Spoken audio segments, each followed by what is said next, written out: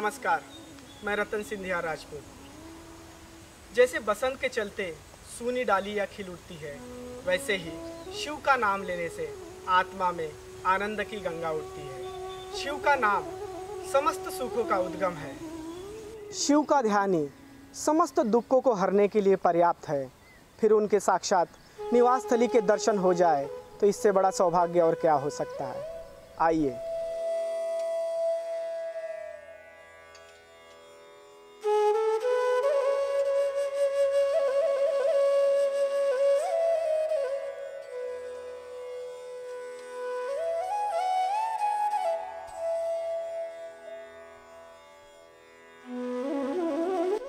त्रेता युग में महर्षि पुलस्त के पुत्र महर्षि अगस्त ऋषि हुए, जिन्होंने अपने मंत्र शक्ति से समूचे समुद्र का जल पी लिया था, विंध्याचल पर्वत का गर्वहरण भी किया था।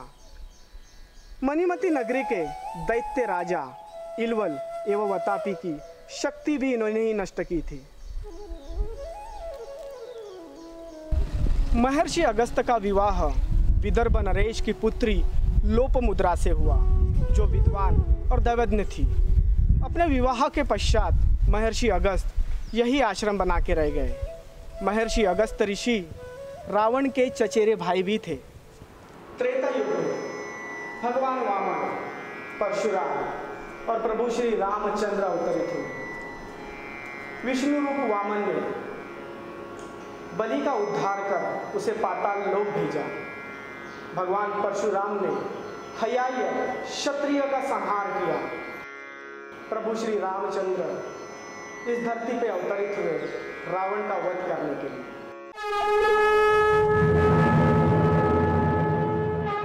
सनातन धर्म के ग्रंथ में वर्णित है, जहाँ जहाँ भगवान के चरण कमल पड़े वहाँ अनेक कथाएं आदि प्रचलित हुई। भारत में ऐसे अनेक स्थान हैं जहाँ प्रभु श्री रामचंद्र के चिन्ह आदि मिलते हैं, जिनका सत्य होने का प्रमाण दिया जाता है। श्री राम से जुड़े कई मंदिर और धार्मिक स्थल के बारे में सुना होगा, परंतु आज हम ऐसे पर्वत के बारे में बताने जा रहे हैं।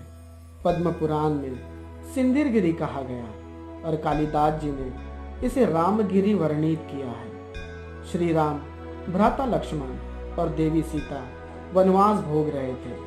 अरण्य दंडकारणी से पंचवटी की ओर बढ़ रहे थे, तब घोर वर्षा के चलते इस पर्वत पे आके रुके। यहाँ ऋषि अगस्त का आश्रम था। इसी आश्रम में शरण ली।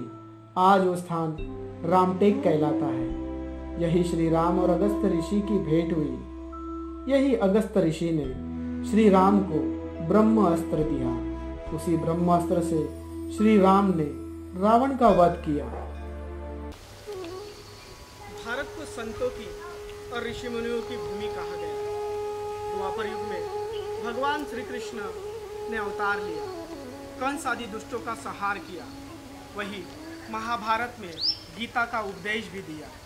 5 पांडवों ने जुए में अपनी सारी संपत्ति हारी और साथ में अपने धर्मपत्नी को भी। उसी के उपरांत उन्हें 12 वर्ष का वनवास और 1 वर्ष का अज्ञातवास मिला।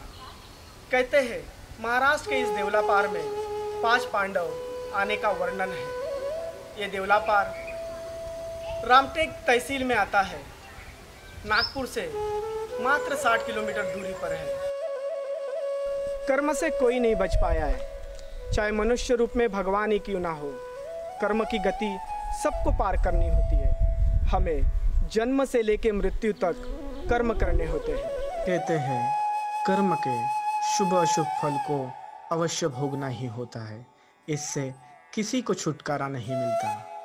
भूल में की गई क्रियाओं के बारे में केवल इतना ही कहा जाता है कि अज्ञानकर्ता का दोष है और इसके लिए वही उत्तरदायी है। कर्म का सिद्धांत अत्यंत कठोर है। जहाँ अच्छे कर्म व्यक्ति को प्रगति की ओर ले जाते हैं, वही बुरे कर्म व्यक्ति को पतन की ओर ले जाते हैं।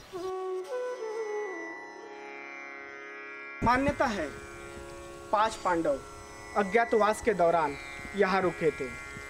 तृष्णा से व्याकुल, पानी के अभाव के चलते 5 पांडवों ने अपने मंत्र शक्ति से 5 तीर जमीन में मारे और उस तीरों से 5 झरनों का निर्माण किया, जो द्वापर युग से कलयुग में आज भी देखे जाते हैं।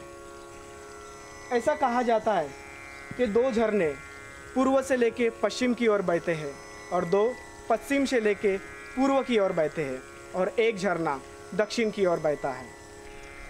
मान्यता ये भी है कि इस कुंड के पानी से चर्म रोग के रोगी मुक्त हो जाते हैं, उनका चर्म रोग नष्ट हो जाता है। देवलापार के लोग इस पानी को वरदान मानते हैं।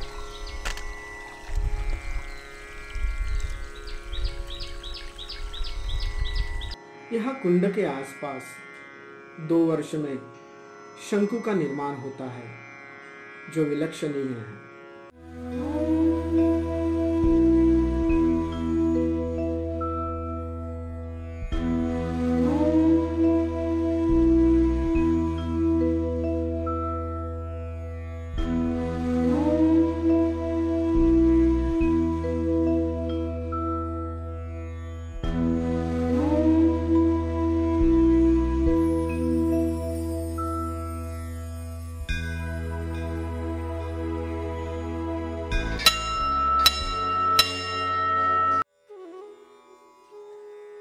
पांडव शिव भक्त थे। उन्होंने यहाँ गुप्तेश्वर महादेव की लिंग रूपे पिंड की पूजा की। आज भी इस गांव में गुप्तेश्वर महादेव दर्शन देते हैं। यहाँ सावन के महीने और महाशिवरात्रि में भक्त उमड़ पड़ते हैं। कहते हैं जो भी गुप्तेश्वर महादेव को जल चढ़ाता है उसके सारे दुख हट जाते हैं, सारी दरिद्रता मिट जाती है।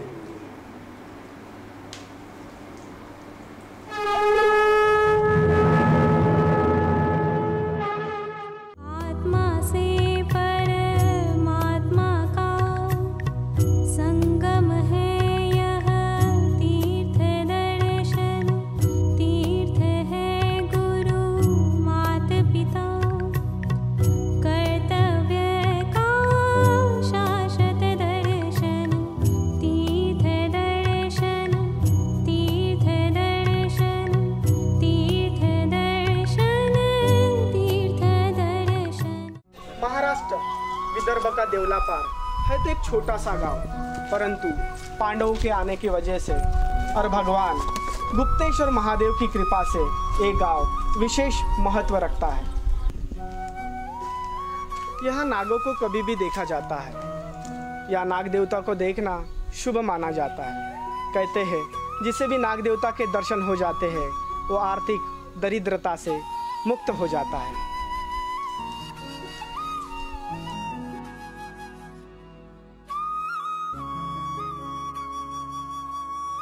वैसे तो यहाँ कई संत और देवता विराजमान है। मंदिर निर्माण के समय यह स्वयंभू गणेश जी का विग्रह मिला, जिनकी प्राण प्रतिष्ठा करके अपने पिता शिव के पास उनको स्थान दिया गया।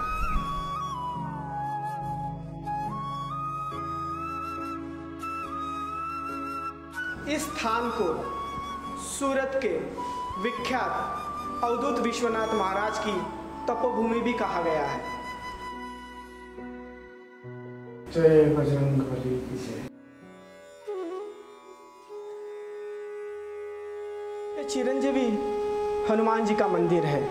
शिव के 11 रुद्र अवतार में से मारुति 11वें रुद्र अवतार है, जिन्हें माता सीता से अमरत्व का वरदान मिला था। भगवान श्री राम ने जब अपने जीवन के कार्यकाल की समाप्ति की घोषणा की तब हनुमान जी बहुत दुखी हुए। भगवान श्री राम ने हनुमान जी को गले लगाते हुए कहा कि इस धरती पर चाहे देवता हो या संत कोई भी अमर नहीं है, तुमको तो अमरत्व का वरदान है। जब इस धरती पर कोई नहीं होगा तब राम नाम लेने वाले का बेड़ा पार आपको ही करना होगा। एक समय ऐसा आएगा जब इस धरती पर कोई देवता जन्म नहीं लेगा, तब पापियों की संख्या अधिक बढ़ जाएगी, तब राम भक्त का उद्धार मेरा हनुमान ही तो करेगा। इसीलिए आपको अमरत्व का वरदान दिलाया गया है। हनुमान जी अपने अमरत्व के वरदान को समझते हैं और अपने प्रभु श्री राम की आज्ञा समझकर इस धरती पर हमेशा हमेशा के लिए रहते हैं। अष्टो सिद्धि नवनिधि के दाता, असवर दीन जानकी माता, राम रसायन तुमरे पासा, सदा रहो रघुपति के दासा। इस धरती पे पावन पुण्य देवताओं के चरण से ये धरती पावन हुई है।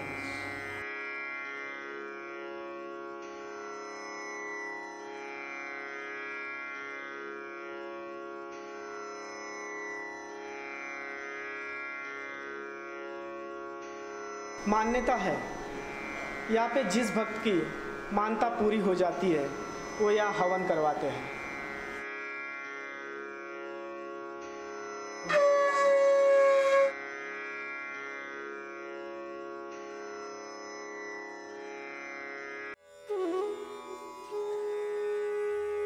पुराणों में ऐसा कहा जाता है, समुद्र मंथन में 14 रत्न निकले थे और उन 14 रत्नों में से छठा रत्न कामधेनु गौ थी।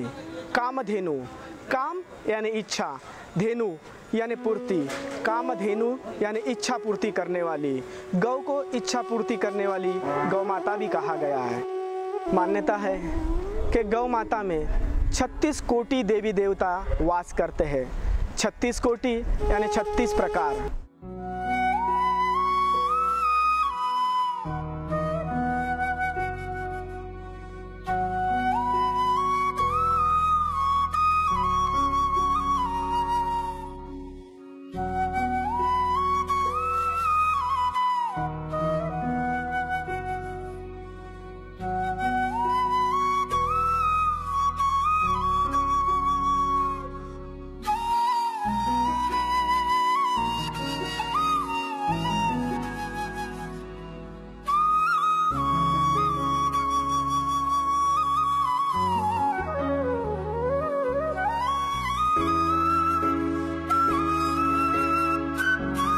नमस्कार। नमस्कार, मी रतन सिंधिया राजपूत। मी पांडुरंग धोटे, पांडुरंग दादाजी धोटे या संस्थांचा अध्यक्ष आहे। मुझे ये पूछना था कि इस मंदिर को लगभग कितने साल हुए? इसको करीब 74 से है, वो समझ जाओ।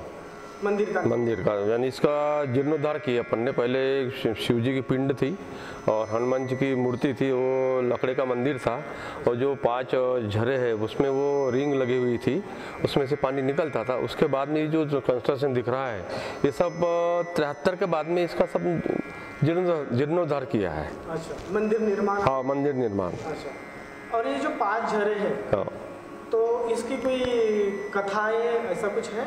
हाँ, कथाएं ऐसी है, जब पांडव वनवास में निकले थे तो वनवास तो उनका लगभग पूरा होते आया था। जब वो अज्ञातवास के लिए जब निकले थे तो यहाँ से अज्ञातवास के लिए निकले थे, जब वो यहाँ जब रुके थे तब उनको रात के समय पानी की आवश्यकता तो होती थी जीवन काल में।